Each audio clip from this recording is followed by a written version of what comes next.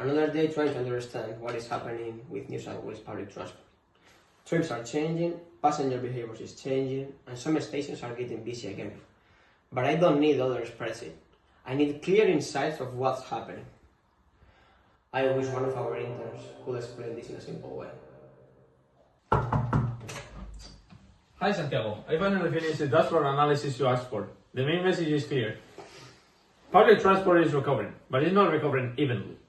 This means that transport for New South Wales shouldn't be treated as a single trend.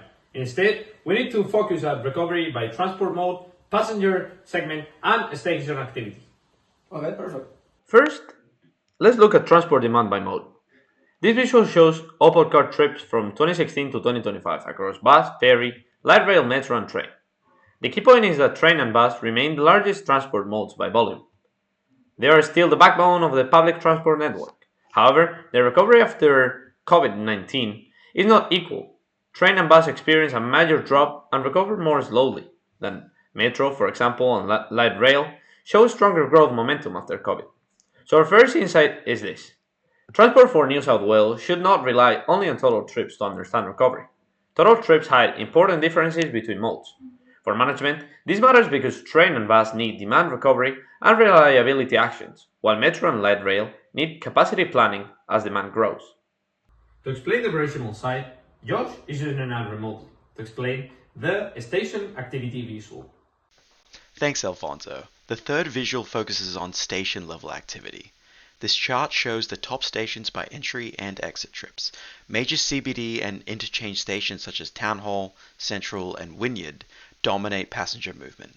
This matters because even if total network recovery is uneven, operational pressure is still concentrated in key locations.